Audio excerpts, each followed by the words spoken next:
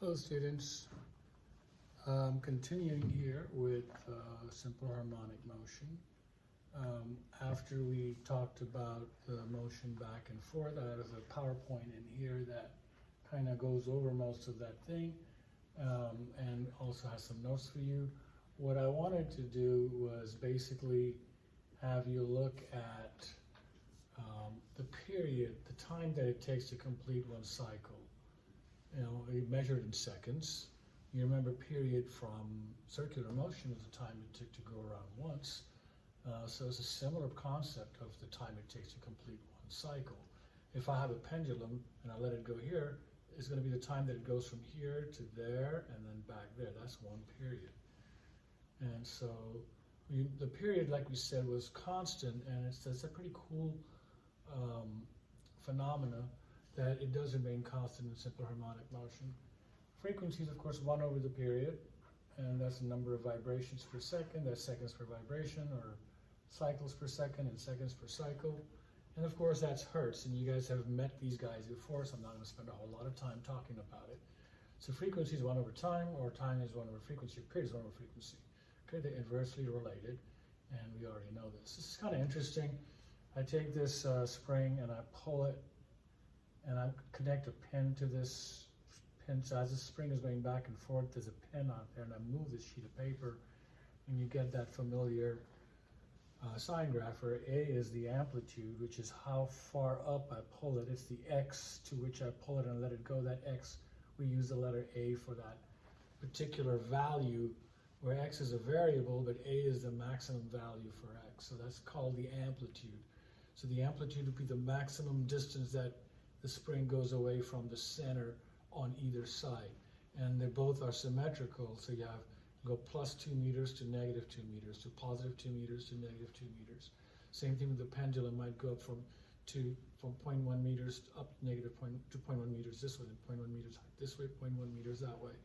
And it's just like that would be the amplitude. But for pendulums, we don't measure the amplitude in terms of meters, but rather in terms of angles. So it's in degrees. So if I have a pendulum going back and forth like this, the angle would be from the horizontal or from the vertical on how far away I pull it. And I'll try to draw this for you guys better and try to show it to you like this. But that's just kind of comparing the pendulum to the spring. That's the function for that would describe the motion, but you guys don't need to worry about this at all. I just want to show you that it looks like a nice sine wave. And this is the time for one cycle, the time it takes to complete it. Doesn't have to start from here, it could start from there and go up to the next peak. By the way, these are called peaks, and we'll talk about that when we talk about waves. And so this would be one end. You can see that you start from positive A, goes through the middle, negative A, then goes up to positive A, negative A, and that's your spring going back and forth between its two endpoints. Here's what I want you guys to know. Write this equation down. The period is equal to 2 pi times the square root of m over k. Back in the old days, we used to solve these questions and solve for these values. You guys don't need to worry about the math to do this at all. Again, you have this PowerPoint in case this is not very visible to you on the screen.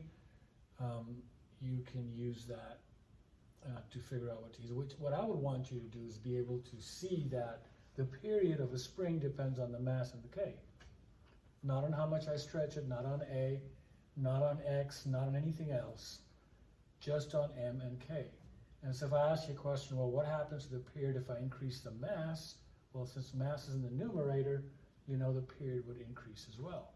And if I asked you, well, what would happen if I increase the K value of the spring? You say the period would become smaller, which means it would come back and forth quicker. Okay? So that's how I essentially need you guys to be able to use these equations to determine what it depends on and how changing anything is going to vary the period. It's an interesting question. How do astronauts weigh themselves while they're in orbit? I mean, they have loss of mass due to gravity, and they need to exercise and keep enough muscle or BMI, body mass index, and how do they going to weigh themselves in the space station, for example? Is that a good question, isn't it? I mean, you get on a weighing scale, but it's going to show 0 with no weight. So how are you going to weigh yourself? And so the way it works is it's kind of interesting. You put the astronaut in like a spring. So this astronaut is sitting on a chair and this is connected to a spring. And the astronaut, the spring's going to go back and forth. And so remember that m is equal to, well, if you took that same equation we had here and we solve for m, you get this value t squared k over 4 pi squared. And so by measuring how long it takes that thing to go back and forth, by measuring the period, the k is fixed, divided by 4 pi squared. Pi is, of course, a constant. You can figure out what the mass of the astronaut is. Pretty ingenious, don't you think? There's a pendulum. Same thing with the restoring force. I pull the pendulum up this way. You see gravity is pulling this way. The net force is acting in that direction, pulling it downwards. And so we have this pendulum that goes back and forth as well. Don't worry about the free body diagrams on that. That's nothing you need to worry about. But this is, again, your formula for the period of a pendulum. So the period of the pendulum depends on L, which is the length of the string. And the length of the string is measured to the center of the bob. That ball thingy is called a bob. And G, the gravity of the planet, the acceleration of the planet. That's what the period depends on. Frequencies, of course, that's the flip of it. But that's what I need you to see. I need you to know that the period of a pendulum just depends on the length and gravity and not on the mass of this bob or how much I pull it up or how much theta is. It is going to remain the same. Period remains constant, and it doesn't depend on anything but these guys. So if you change the L value, you could change the period of the pendulum, and if you took it to another planet, then that would change the period of the pendulum too. So I could ask a question like, hey, if I took the same pendulum and I teleported straight to Jupiter, what would be the difference in the period of the pendulum now? And so you see on Jupiter, the G is larger as the period would come down. You say, hey, it would come back and forth quicker because the period is becoming smaller, which is the time it takes to complete one cycle. Okay? And the same thing with L.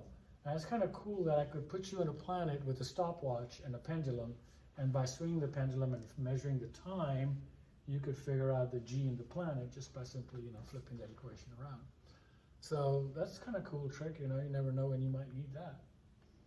Okay, here's a picture of the spring and all its end motions and the values of force and acceleration and velocity at those points. And of course, with velocity, you can determine that the kinetic energy is going to be proportional to that as well.